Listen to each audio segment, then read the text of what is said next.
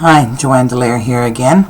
I'm going to talk to you about Indigenous leadership training and just what that entails. For Indigenous people, our role with each other is slightly different than that in mainstream culture. We're very interested in relationship with people. And if I was going somewhere and was going to be asking a group to do something, I would share of my own self having done that, or some teaching around that. We always offer something before we ask. So we demonstrate. We demonstrate our leadership role by just doing that. We share stories. We talk about our own self. We talk about our experiences. We put ourselves out there to recognize, to help each other recognize that this is about a relationship. And good leaders understand the people that they're working with or that they're trying to lead. Good leaders know, as the wolf pack will teach us, that the weakest and the sickest of us need to lead the way and set the pace for the rest of us. And then the strong or the warriors or the young go in between, and then the top alpha, male and female, are at the back to take care of the pack. So slightly a different concept than the top-down of corporate world or of Western teachings. We also are big on the circle. And the circle, we like to sit in circles when we're having meetings or ceremony, because the circle reminds us no one in front, no one behind, no one above, no one below. Everybody comes to the circle of life, regardless of age or position, with equal amount of knowledge and experience to offer the circle or the group at hand. So being a leader in Indigenous country is about setting a really good example. It's about never asking of other people what you're not prepared to do yourself. To make sure that when you are leading, that the whole person, the mind, body, spirit, and emotions are being tended to as much as possible. To leave room and space for participants to offer knowledge, offer their insight, their perceptions.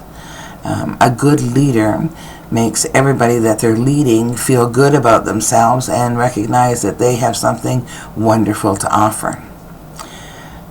It's a little bit different than the ego kind of based approach that a lot of Western concepts have about, I'm the leader, I'm the one at the front, you listen to me, you don't question me, you don't challenge me. Well, we believe in it's important for us to question, it's important for us to challenge. That's good for both, not only the leader, but the person learning from the leader, to see that, as in life, as in our teachings, as in the way we do things, they're organic. They're not stagnant. So things are always changing. That's why as traditional people in 2016, we're adapting a lot of our traditional ways to fit with the walk that we have now. So one of the other really big components about having a leadership role in Indigenous perspectives is to make sure that everyone who is in front of you feels better about themselves after having spent time with you. Our Indigenous knowledge training is about teaching other people to recognize their own skill set, their own gifts, to be able to recognize that they offer something distinct and unique to the world because it's coming from them, that each person is distinct and unique. We often get that message across through storytelling, through making references to the world around you, and I'll give you a small example of that right now. It's like, people believing that they have to be like everybody else, that this is what people are wearing or what people are doing, therefore, this is what I should do. I always tell people, if you go to a cedar forest, and these are all cedar trees, and you look around, you will not find one cedar tree exactly like another cedar tree. Because we're not supposed to be exactly like anybody or anything else. We're supposed to be exactly ourselves. And so a good leader makes sure that the person you're leading understands their value and worth, regardless of where they may be, regardless of where the other person thinks they might be, that everyone has value and worth. Also through our Indigenous leadership, we incorporate the the memory and the knowledge of our ancestors, of our spirit clans, of our helpers, so that we know and we teach that we're never standing there solely alone, that we are surrounded by these people in the spirit world that are supporting us and offering us direction. Indigenous leadership is also about learning to trust oneself through evaluations, through meditation, if you want to call it, through taking time away to be with self. Like a good leader would probably go fasting, has fasted, has faced themselves and understands their shortcomings and their strengths, and sees it all as it being as it should be, and then each day we improve upon who we are. Also, the other thing about Indigenous leadership, when we get knowledge, it is our responsibility, once we learn something, to teach it to someone else, to give it away.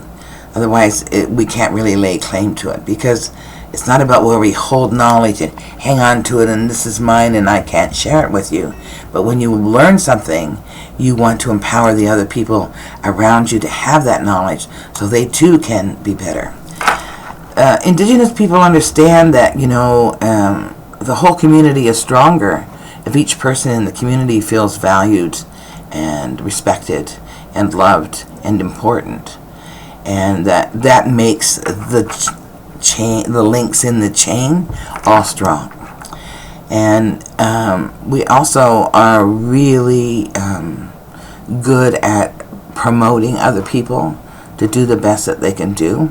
We work with teachings. There are 7 teachings. Sometimes they're called the grandfathers, the grandmothers, or the grandparent teachings. And these are 7 words which really guide us in just pretty much everything that we do. And so those 7 words are love, respect, courage or bravery, truth, honesty, humility, and love, wisdom. No, I've got one too many in there. Let me try that again. So we have, I'm sure I said 2 twice. We have love, respect, honesty, truth, humility, wisdom, and respect. Those are words that we can take and we can apply to almost anything we're doing. So in Indigenous leadership training, it's about respecting where the person is at. It's about coaching and nourishing them into where they want to go, what they want to be. It's about us finding out where they want to go and what they want to be, not telling them what they have to do and who they are. We encourage people to find their own way to what it is they're looking for. Our job as leaders is to assist them in some things that they may need to know, but certainly not to tell them how they need to do it. That's up to the individual. We're certainly about self-promoting the skills and talents of the person or the community or the group that we're trying to lead. We understand that there's a terrific amount of knowledge to be shared amongst a group of people, and so we always get people talking about things. We want to have a conversation, a communication, not just a lecturing. And we do storytelling. Once again, that relates to what it is we are talking about at that moment. Storytelling is a great way to get people involved because it's just part of an oral culture, and that's what we are first and foremost, is an oral culture. A lot of us, of course, have post-secondary school education, and we've learned to tell our stories through writing or typing. But as a leader, we want to incorporate all qualities. Indigenous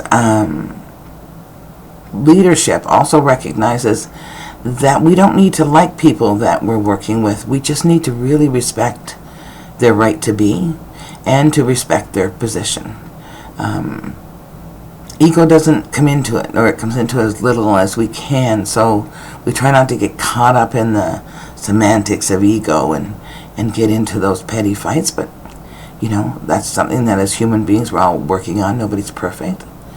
we look to the leadership skills of people in the past, like Sitting Bull, great warriors who have had to, stand up for things, and other members in our own family have had to learn to stand up for things and have survived things and turned the corner.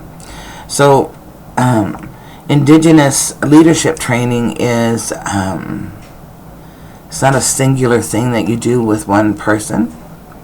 It's something that is done maybe for one person and then is shared with other people because it was done. So that's about all I can say about leadership training at this moment. I hope that was helpful. Take care and have a good day.